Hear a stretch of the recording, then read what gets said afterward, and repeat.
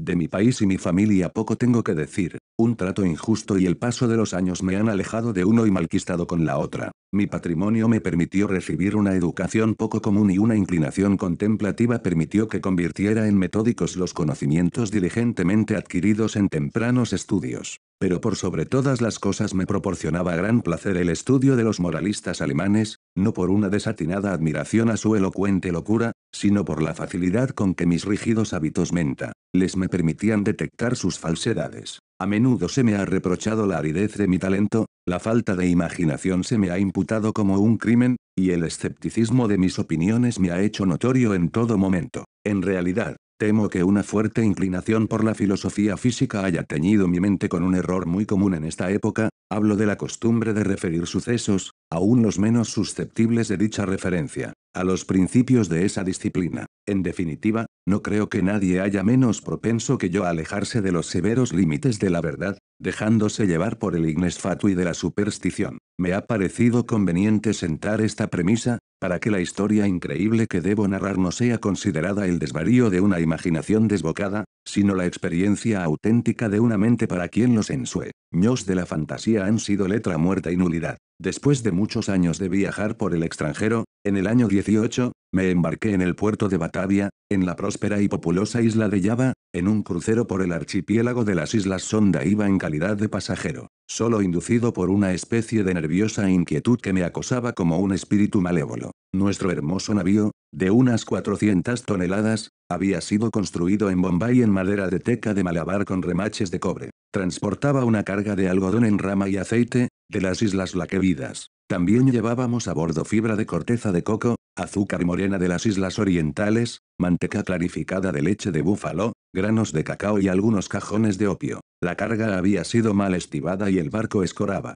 Zarpamos apenas impulsados por una leve brisa, y durante muchos días permanecimos cerca de la costa oriental de Java, sin otro incidente que quebrara la monotonía de nuestro curso que el ocasional encuentro con los pequeños barquitos de 2 mástiles del archipiélago al que nos dirigíamos. Una tarde, apoyado sobre el pasamanos de la borda de popa, vi hacia el noroeste una nube muy singular y aislada. Era notable, no solo por su color, sino por ser la primera que veíamos desde nuestra partida de Batavia. La observé con atención hasta la puesta del sol, cuando de repente se extendió hacia este y oeste, ciñendo el horizonte con una angosta franja de vapor y adquiriendo la forma de una larga línea de playa. Pronto atrajo mi atención la coloración de un tono rojo oscuro de la luna, y la extraña apariencia del mar. Este sufría una rápida transformación y el agua parecía más transparente que de costumbre. Pese a que alcanzaba a ver claramente el fondo, al echar la sonda comprobé que el barco navegaba a 15 brazas de profundidad. Entonces el aire se pasó intolerablemente caluroso y cargado de exhalaciones en espiral, similares a las que surgen del hierro al rojo. A medida que fue cayendo la noche, desapareció todo vestigio de brisa y resultaba imposible concebir una calma mayor. Sobre la toldilla ardía la llama de una vela sin el más imperceptible movimiento, y un largo cabello, sostenido entre 2 dedos, colgaba sin que se advirtiera la menor vibración. Sin embargo, el capitán dijo que no percibía indicación alguna de peligro, pero como navegábamos a la deriva en dirección a la costa, ordenó arriar las velas y echar el ancla. No apostó vigías y la tripulación, compuesta en su mayoría por malayos, se tendió deliberadamente sobre cubierta. Yo bajé, sobrecogido por un mal presentimiento. En verdad, todas las apariencias me advertían la inminencia de un simón. Transmití mis temores al capitán, pero él no prestó atención a mis palabras y se alejó sin dignarse a responderme. Sin embargo, mi inquietud me impedía dormir y alrededor de medianoche subí a cubierta. Al apoyar el pie sobre el último peldaño de la escalera de cámara me sobresaltó un ruido fuerte e intenso, semejante al producido por el giro veloz de la rueda de un molino, y antes de que pudiera averiguar su significado, percibí una vibración en el centro del barco. Instantes después se desplomó sobre nosotros un furioso mar de espuma que, pasando por sobre el puente, barrió la cubierta de proa a popa. La extrema violencia de la ráfaga fue, en gran medida, la salvación del barco. Aunque totalmente cubierto por el agua, como sus mástiles habían volado por la borda, después de un minuto se enderezó pesadamente, salió a la superficie, y luego de vacilar algunos instantes bajo la presión de la tempestad, se enderezó por fin. Me resultaría imposible explicar qué milagro me salvó de la destrucción. Aturdido por el choque del agua, al volver en mí, me encontré estrujado entre el mástil de popa y el timón. Me puse de pie con gran dificultad y, al mirar, mareado, a mi alrededor, mi primera impresión fue que nos encontrábamos entre arrecifes, tan tremendo e inimaginable era el remolino de olas enormes y llenas de espuma en que estábamos sumidos. Instantes después oí la voz de un anciano sueco que había embarcado poco antes de que el barco zarpara. Lo llamé con todas mis fuerzas y al rato se me acercó tambaleante. No tardamos en descubrir que éramos los únicos sobrevivientes. Con excepción de nosotros, las olas acababan de barrer con todo lo que se hallaba en cubierta, el capitán, y los oficiales debían haber muerto mientras dormía porque los camarotes estaban totalmente anegados. Sin ayuda era poco lo que podíamos hacer por la seguridad del barco y nos paralizó la convicción de que no tardaríamos en zozobrar. Por cierto que el primer embate del huracán destrozó el cable del ancla, porque de no ser así nos habríamos hundido instantáneamente. Navegábamos a una velocidad tremenda, y las olas rompían sobre nosotros. El meirramen de popa estaba hecho añicos y todo el barco había sufrido gravísimas averías, pero comprobamos con júbilo que las bombas no estaban atascadas y que el lastre no parecía haberse descentrado. La primera ráfaga había amainado, y la violencia del viento ya no entrañaba gran peligro, pero la posibilidad de que cesara por completo nos aterrorizaba, convencidos de que, en medio del oleaje siguiente, sin duda, moriríamos. Pero no parecía probable que el justificado temor se convirtiera en una pronta realidad. Durante 5 días y noches completos en los cuales nuestro único alimento consistió en una pequeña cantidad de melaza que trabajosamente procuramos en el castillo de proa, la carcasa del barco avanzó a una velocidad imposible de calcular, impulsada por sucesivas ráfagas que, sin igualar la violencia del primitivo Simón, eran más aterrorizantes que cualquier otra tempestad vivida por mí en el pasado. Con pequeñas variantes, durante los primeros 4 días, nuestro curso fue sudeste, y debimos haber costeado Nueva Holanda. Al 5.º día el frío era intenso, pese a que el viento había girado un punto hacia el norte. El sol nacía con una enfermiza coloración amarillenta y trepaba apenas unos grados sobre el horizonte, sin irradiar una decidida luminosidad. No había nubes a la vista, y sin embargo el viento arreciaba y soplaba con furia despareja e irregular. Alrededor de mediodía, aproximadamente, porque solo podíamos adivinar la hora, volvió a llamarnos la atención la apariencia del sol. No irradiaba lo que con propiedad podríamos llamar luz, sino un resplandor opaco y lúgubre, sin reflejos, como si todos sus rayos estuvieran polarizados. Justo antes de hundirse en el mar turgente su fuego central se apagó de modo abrupto, como por obra de un poder inexplicable. Quedó solo reducido a un aro plateado y pálido que se sumergía deprisa en el mar insondable. Esperamos en vano la llegada del 6.º día, ese día que para mí no ha llegado y que para el sueco no llegó nunca. A partir de aquel momento quedamos sumidos en una profunda oscuridad, a tal punto que no hubiéramos podido ver un objeto a 20 pasos del barco. La noche eterna continuó envolviéndonos, ni siquiera atenuada por la fosforescencia brillante del mar a la que nos habíamos acostumbrado en los trópicos. También observamos que, aunque la tempestad continuaba rugiendo con interminable violencia, ya no conservaba su apariencia habitual de olas ni de espuma con las que antes nos envolvía. A nuestro alrededor todo era espanto, profunda oscuridad y un nordestegro y sofocante desierto de ébano. Un terror supersticioso fue creciendo en el espíritu del viejo sueco, y mi propia alma estaba envuelta en un silencioso asombro. Abandonarnos todo intento de atender el barco,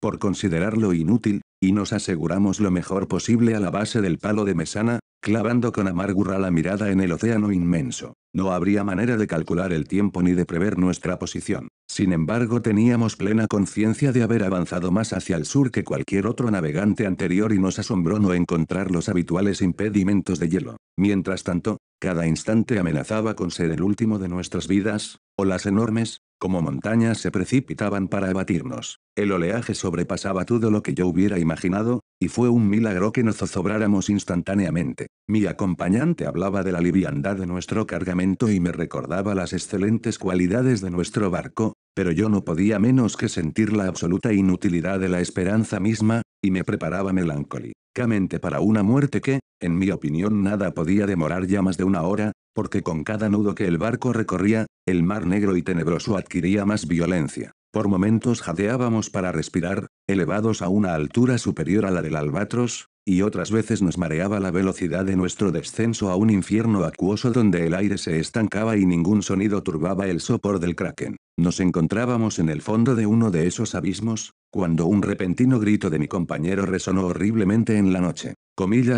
Mire, exclamó, chillando junto a mi oído, Comillas Dios Todopoderoso. Mire, mire. Mientras hablaba percibí el resplandor de una luz mortecina y rojiza que recorría los costados del inmenso abismo en que nos encontrábamos, arrojando cierto brillo sobre nuestra cubierta. Al levantar la mirada, contemplé un espectáculo que me heló la sangre. A una altura tremenda, directamente encima de nosotros y al borde mismo del precipicio líquido, flotaba un gigantesco navío, de quizás 4000 toneladas. Pese a estar en la cresta de una ola que lo sobrepasaba más de 100 veces en altura, su tamaño excedía el de cualquier barco de línea o de la Compañía de Islas Orientales. Su enorme casco era de un negro profundo y sucio y no lo adornaban los acostumbrados mascarones de los navíos. Una sola hilera de cañones de bronce asomaba por las portañolas abiertas, y sus relucientes superficies reflejaban las luces de innumerables linternas de combate que se balanceaban de un lado al otro en las jarcias. Pero lo que más asombro y estupefacción nos provocó fue que en medio de ese mar sobrenatural y de ese huracán ingobernable,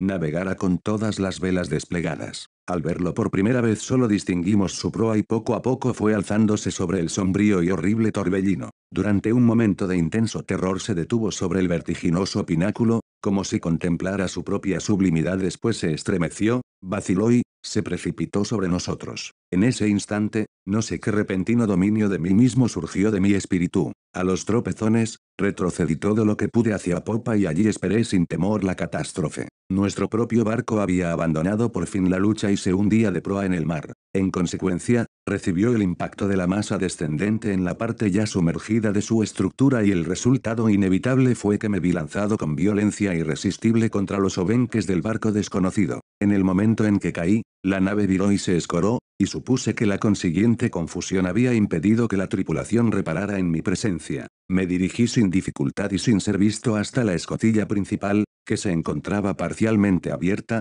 y pronto encontré la oportunidad de ocultarme en la bodega. No podría explicar por qué lo hice. Tal vez el principal motivo haya sido la indefinible sensación de temor que, desde el primer instante, me provocaron los tripulantes de ese navío. No estaba dispuesto a confiarme a personas que, a primera vista me producían una vaga extrañeza, duda y aprensión. Por lo tanto consideré conveniente encontrar un escondite en la bodega. Lo logré moviendo una pequeña porción de la armazón, y así me aseguré un refugio conveniente entre las enormes cuadernas del buque. Apenas había completado mi trabajo cuando el sonido de pasos en la bodega me obligó a hacer uso de él. Junto a mi escondite pasó un hombre que avanzaba con pasos débiles y andar inseguro. No alcancé a verle el rostro, pero tuve oportunidad de observar su apariencia general. Todo en él denotaba poca firmeza y una avanzada edad. Bajo el peso de los años le temblaban las rodillas, y su cuerpo parecía agobiado por una gran carga. Murmuraba en voz baja, como hablando consigo mismo, pronunciaba palabras entrecortadas en un idioma que yo no comprendía y empezó a tantear una pila de instrumentos de aspecto singular y de viejas cartas de navegación que había en un rincón. Su actitud era una extraña mezcla de la terquedad de la segunda infancia y la solemne dignidad de un dios. Por fin subió nuevamente a cubierta y no lo volví a ver. Un sentimiento que no puedo definir se ha posesionado de mi alma,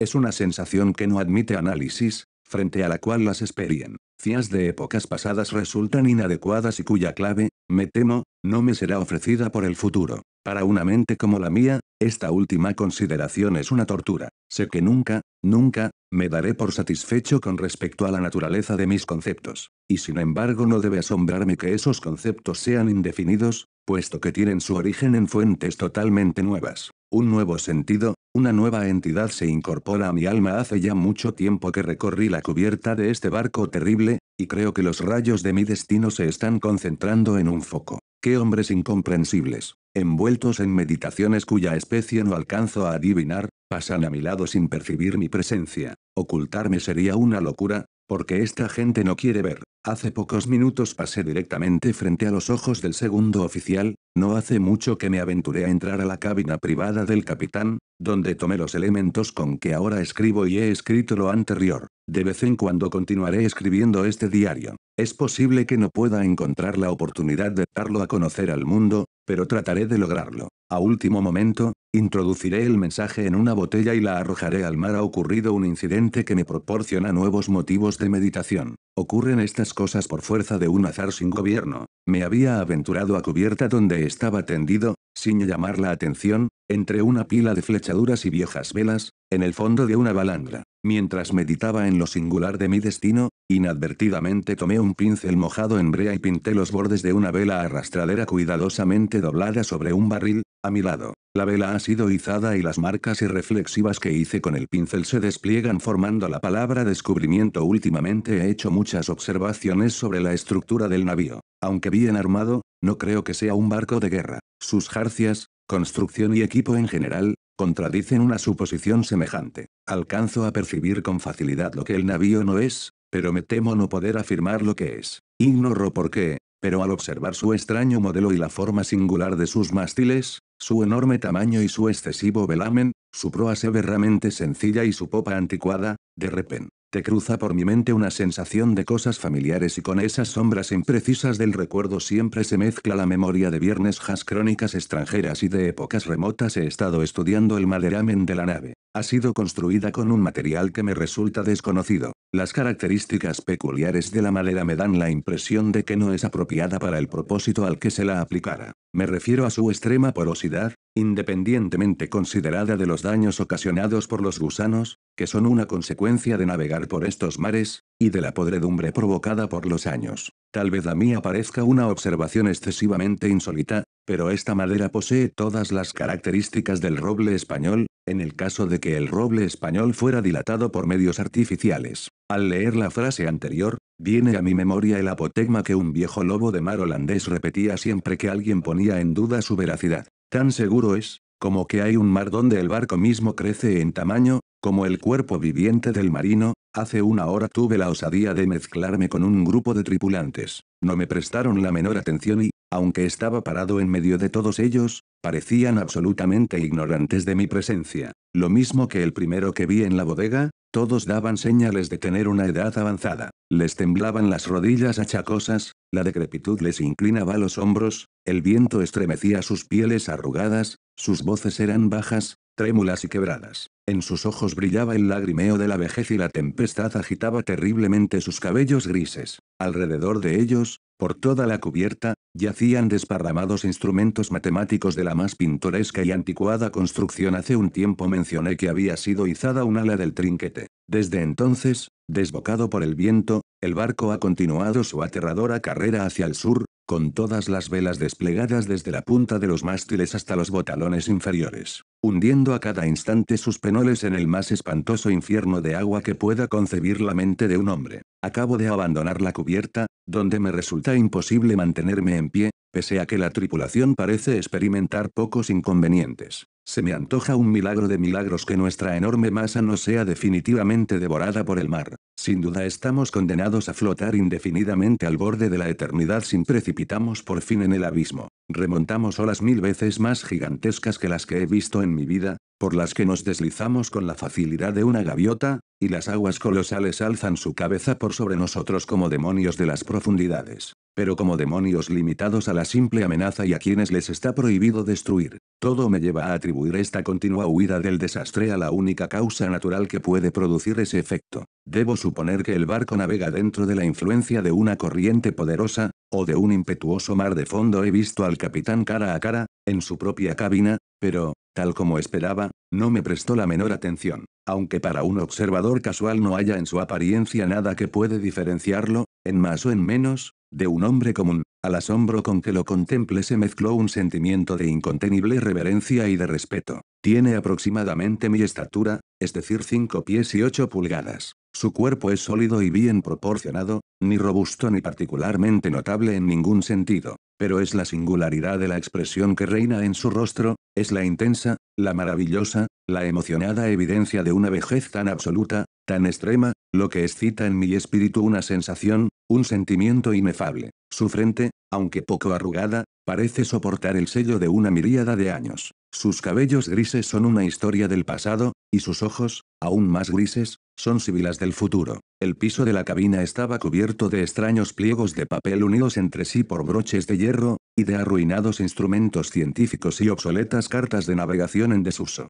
Con la cabeza apoyada en las manos, el capitán contemplaba con mirada inquieta un papel que supuse sería una concesión y que, en todo caso, llevaba la firma de un monarca. Murmuraba para sí, igual que el primer tripulante a quien vi en la bodega, sílabas obstinadas de un idioma extranjero, y aunque se encontraba muy cerca de mí, su voz parecía llegar a mis oídos desde una milla de distancia. El barco y todo su contenido está impregnado por el espíritu de la vejez. Los tripulantes se deslizan de aquí para allá como fantasmas de siglos ya enterrados, sus miradas reflejan inquietud y ansiedad, y cuando el extraño resplandor de las linternas de combate ilumina sus dedos, siento lo que no he sentido nunca, pese a haber comerciado la vida entera en antigüedades y absorbido las sombras de columnas caídas en Baalbek, en Tadmor y en Persépolis, hasta que mi propia alma se convirtió en una ruina al mirar a mi alrededor. Me avergüenzan mis anteriores aprensiones. Si temblé ante la ráfaga que nos ha perseguido hasta ahora, ¿cómo no horrorizarme ante un asalto de viento y mar para definir los cuales las palabras Tómado y Simón resultan triviales e ineficaces? En la vecindad inmediata del navío reina la negrura de la noche eterna y un caos de agua sin espuma,